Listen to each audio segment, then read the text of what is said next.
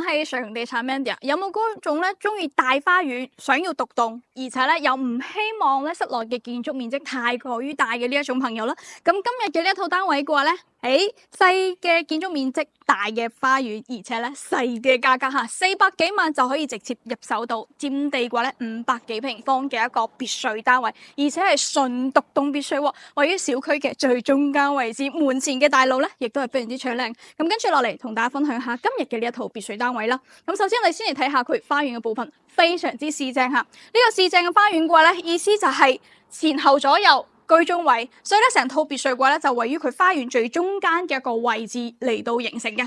由我哋嘅入口直接進入之後咧，呢一邊嘅話咧有4部車輛嘅一個停車空間，有2部嘅話咧係有大涼亭嘅，2部嘅話咧就要曬日頭咁樣啦。咁沿住側邊呢一邊嘅話咧，業主係種咗唔同嘅一啲果樹啦，喺呢一邊咁樣去環繞翻嘅，而且咧棵咧都係老樹嚇，基本上買入嚟之後嘅話咧，整理下花園呢一啲果樹咧都係可以完全保留嘅呢一種狀態嚟嘅。咁呢一邊嘅火龍果咧，亦都已經成熟咗噶啦。咁呢一套別墅單位嘅話咧，俾到我最大嘅一個感覺係乜嘢咧？就係哇，咁樣嘅花園嚟到打理就簡單好多啦。咁我又可以咧用最少嘅精力，然之後咧可以享受到呢一種別墅嘅生活。咁果樹嘅話咧，摘一摘就可以直接嚟到食飯。哇！呢一種感覺係咪好爽咧？咁沿住呢一邊咧行翻過嚟之後咧，其實我哋成套別墅單位嘅一個花園咧就已經係兜得七七八八噶啦。咁跟住落嚟入室內啦。OK，咁而家咧同大家一齊分享下佢室內嘅空間。嗱，入咗嚟之後咧，非常之簡單嚇，即係好似住緊高層咁樣，餐廳，然之後客廳、廚房、房間咁樣，然之後只不過係多咗另外一層2樓咁樣啦。咁呢一邊嘅話咧，佢係屬於一種粵式嘅一個設計嚇，亦都係之前咧比較經典少少嘅一個戶型嚟嘅。咁呢一種就非常之適合，即係我唔想同小朋友居住啊，我就想即係攞兩口，然之後咧憑小朋友間唔中咁樣過到嚟可以居住咁樣嘅狀態啦。咁1樓咧，佢洗手間亦都係做咗一個乾濕分離，呢一邊咧係一個儲物間，然之後咧再過嚟呢度咧就係一個相對會比較大少少嘅一個廚房位置。OK， 好，咁睇完咗成個1樓嘅一個基礎佈局之後嘅話咧，而家同大家一齊分享下佢2樓嘅部分。而家咧，我哋正式咧嚟到咗2樓。2樓主要嘅話咧係一個3房2衛嘅設計。先嚟睇下佢嘅主人房啦。嗱，主人房呢一邊嘅話咧，其實佢就係一個打橫設計咁樣嘅一個單位嚟嘅。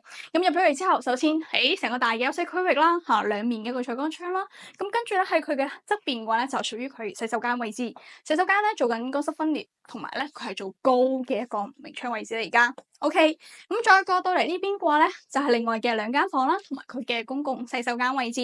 咁側邊呢一間嘅話咧，亦都係明窗位，兩面嘅一個採光位置。咁佢係作為一個小朋友嘅一個房間嚟到居住嘅。呢一邊沿住我哋嘅牆身咧，放到去係2張1.2米嘅床都係完全 OK 嘅。中間咧係佢嘅洗手間位，乾濕分離呢一個位置可以升級到2個洗手盆嘅喎。咁再過嚟就係佢另外一個房間啦。咁呢一個單位嘅話咧，其實就係屬於嗰種小型嘅呢一種獨棟別墅，居住人口唔多，唔需要太多嘅室內空間，希望咧有更加多可拓展嘅一個位置咧，俾到自己供應呢一種更加悠閒嘅生活朋友嘅話咧，400幾萬就可以直接攞低。咁呢套單位咧，目前業主嘅開價咧係480萬就可以直接攞低。有興趣嘅朋友有少量嘅議價空間，但係千祈唔好諗住話一刀切嘅嚇，冇咁樣嘅可能性嚇。OK， 好，如果有興趣或者想了解更加多詳細資訊，歡迎大家留低留言或者直接致電約 Mandy 過嚟睇現場。未關注朋友嘅關注同撳旁邊嘅小鐘，我哋下期再見，拜拜。